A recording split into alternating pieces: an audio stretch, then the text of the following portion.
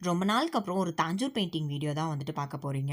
என்னோட பழைய சாரி ஒண்ணு இருந்தது. அதுல நம்ம பப்புக்காக ஒரு ஃப்ராக் வந்துட்டு ரெடி பண்ணலாம் அப்படின்னு பிளான். ஸோ டெய்லர்ட்ட குடுத்து மார்க் பண்ணிட்டு வந்தாச்சு. ஒரு டிராயிங்குமே வந்துட்டு ட்ரா பண்ணியாச்சு.